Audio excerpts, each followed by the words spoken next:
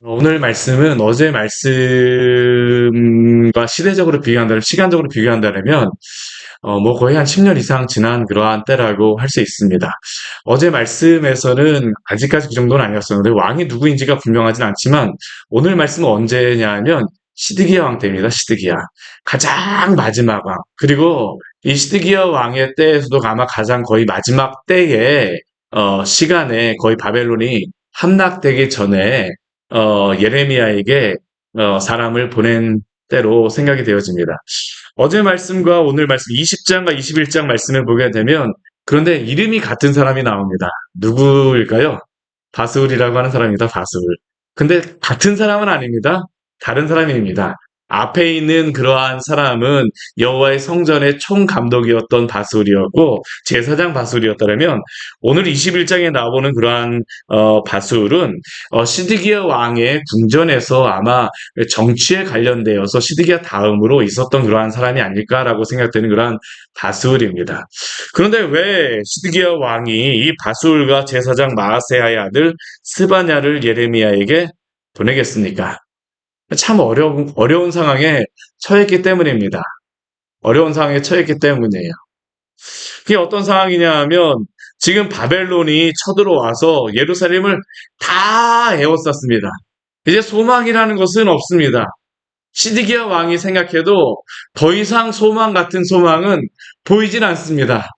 가장 마지막에 그러니까 어, 우리가 물에 빠져 죽으려고 하게 되면 지푸라기라도 잡는 심정으로다 거의 가장 마지막에 어, 의지하였다라기보다는 보냈던 그 뭐 도움을 받고자 했던 그러한 사람이 누구냐면 바로 예레미야입니다. 예레미야.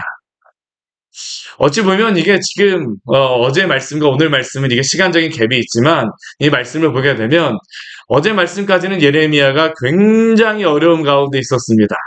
어, 바수를 향하여서 마골 미사빔이라고 부른 것 때문에 지금 예레미야가 별명이 오히려 마골 미사빔이 앞에서 되었었죠. 너가 마골 미사빔이다. 사방에서 너를 두렵게 한다.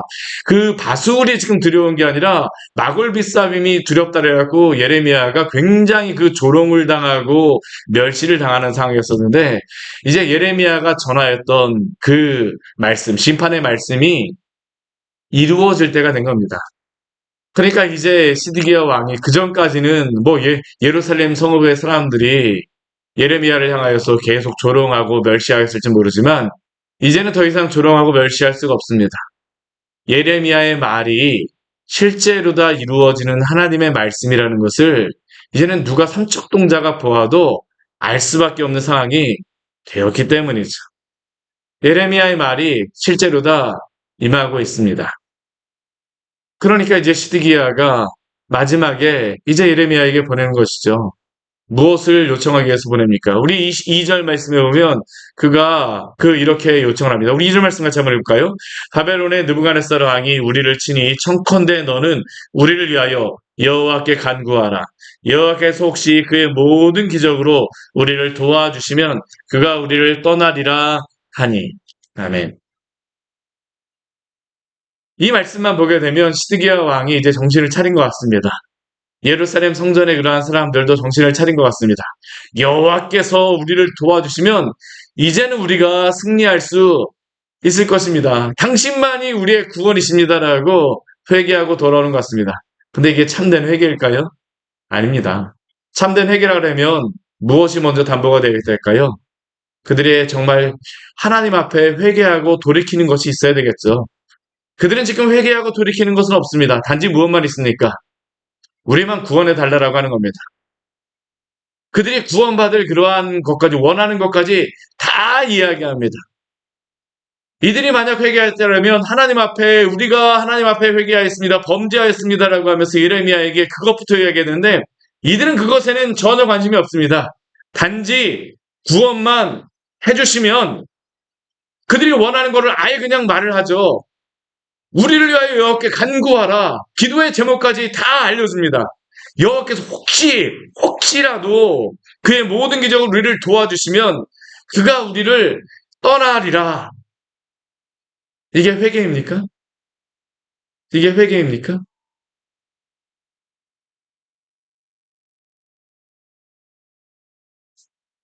가증스러운 도움이죠. 가증스러운 말입니다. 하나님이 이들을 향하여서 무엇이라고 말씀하실까요? 하나님 그렇더라도 지금이라도 돌아오는 것을 바라지 않는 것이 아닙니다. 이들에게 진정으로 원하시는 것이 무엇입니까? 자신의 죄를 회개하고 돌이키는 것입니다. 이제 뒤에 보면 바로 나옵니다. 돌이키는 것인데 이들에겐 그게 없어요.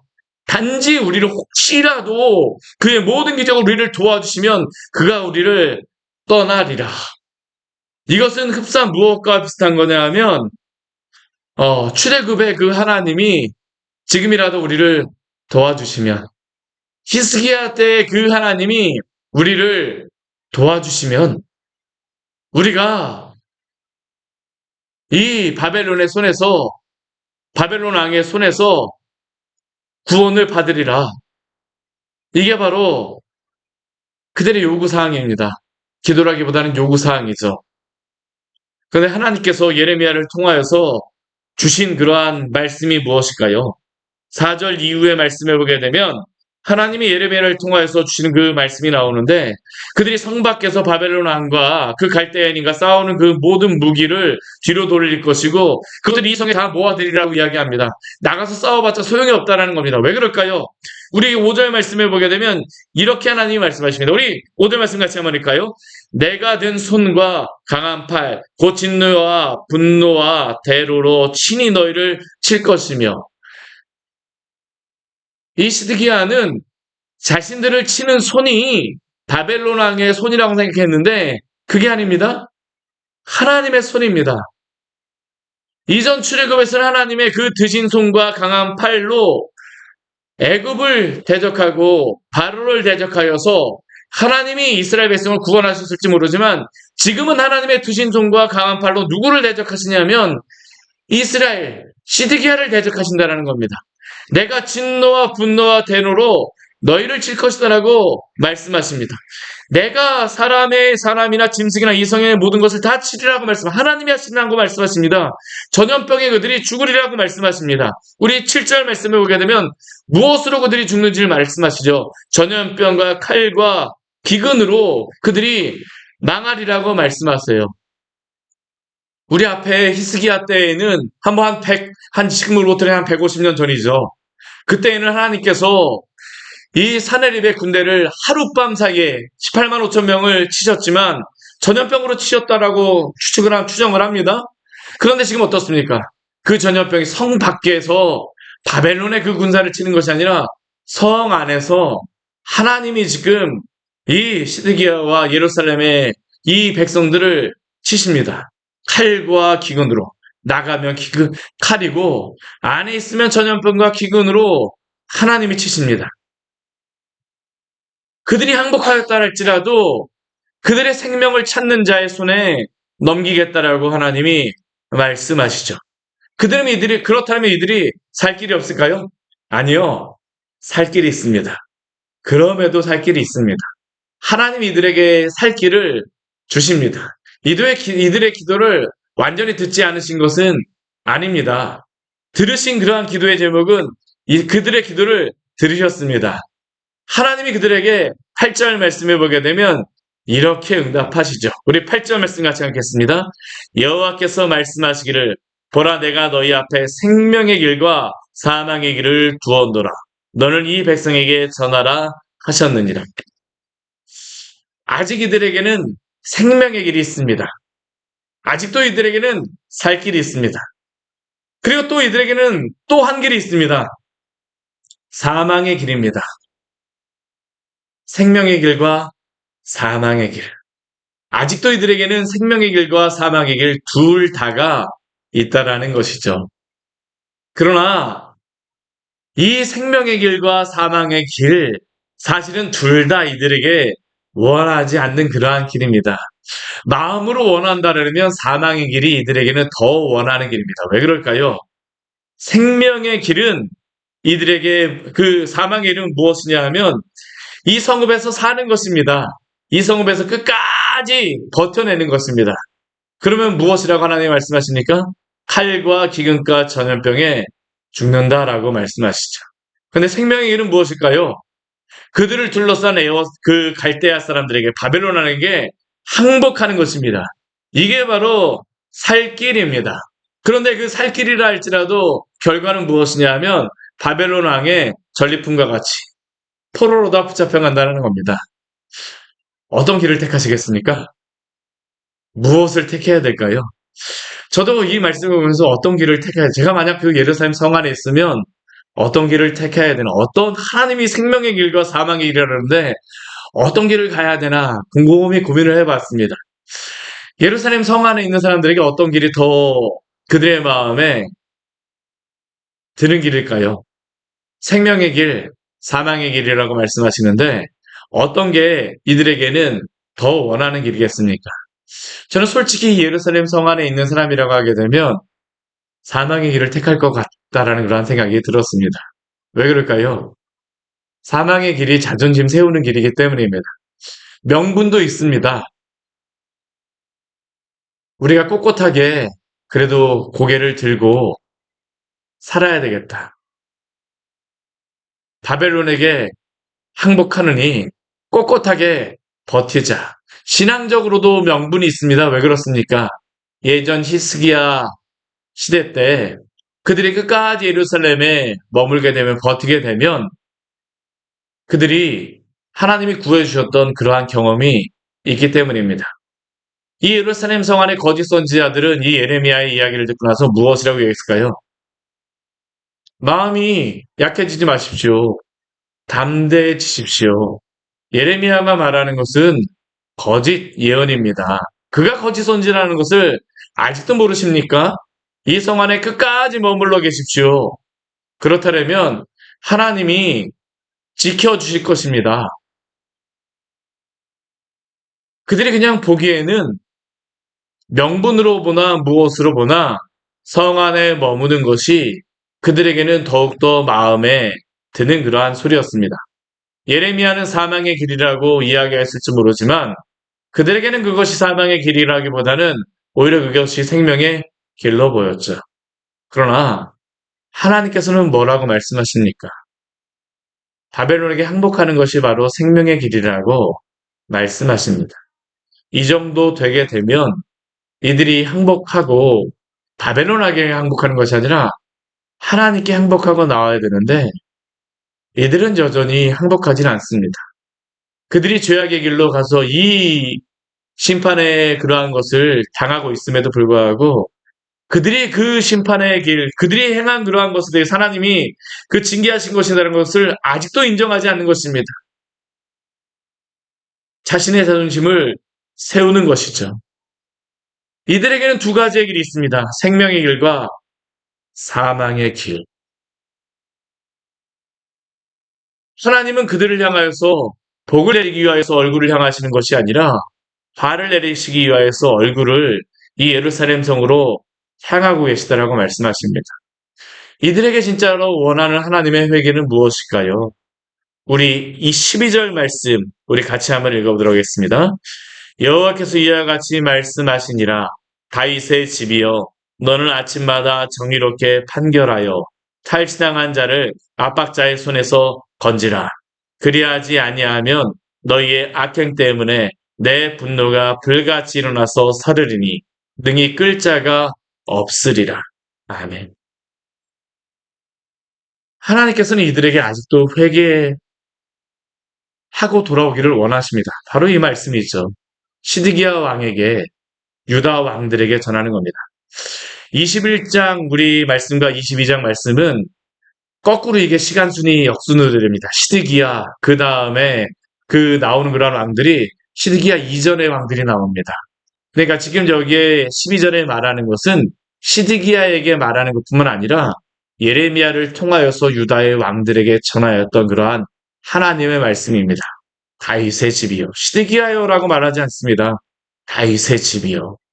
유다의 왕들이요. 하나님이 유다의 왕들에게 원하셨던 것은 무엇일까요? 하나님 앞에 회개하고 돌아온다라고 하는 것은 무엇입니까? 아침마다 정의롭게 판결하는 것입니다. 하나님의 백성이라고 한다면 정의와 공의를 행하는 것이다라고 말씀하시죠. 우리가 정의와 공의를 행함으로 구원을 받는 것은 아닙니다. 우리는 오직 하나님의 은혜로만 구원을 받습니다. 그러나 구원받은 성도에게 하나님이 원하시는 것, 하나님이 세우신 다윗의 집안에게 원하셨던 것은 무엇입니까? 정의와 공의를 행하는 것이었습니다. 하나님의 백성이라고 한다면 하나님의 백성답게 살아가는 것이 바로 그들에게 원하시는 것이죠. 오늘도 우리에게 원하시는 것이 바로 이것 아닙니까? 구원받았기 때문에 아무에게나 하나님이 이것을 원하시는 게 아닙니다. 구원을 받았기 때문에 하나님의 말씀에 따라서 살아가라고 오늘도 말씀하시는 줄 믿습니다. 하나님의 영광을 위하여 오늘도 살아가라고 말씀하십니다. 다른 사람에게 말씀하시는 것이 아니고요. 우리에게 아침마다 정의롭게 판결하며 아침부터 저녁까지 주의 백성으로 오늘도 살아가라고 말씀하십니다. 너희는 왕 같은 제사장이라고 우리에게 말씀하지 않으십니까?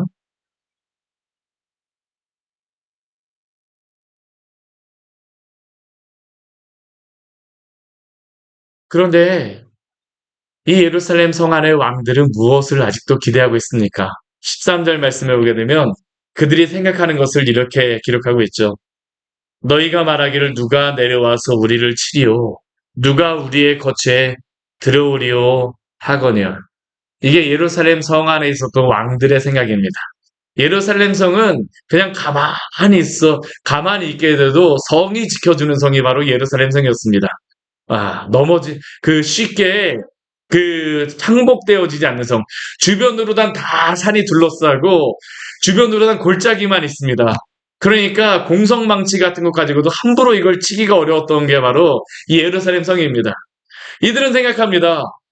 누가 내려와서 우리를 치고, 누가 우리의 거처에 들어오리요. 이전에 다윗이 우물을 통하여서 그 물을 통하여서 들어왔었지만 그 우물조차도 성 안으로 했기 때문에 쳐들어올 수 있는 곳이 없습니다.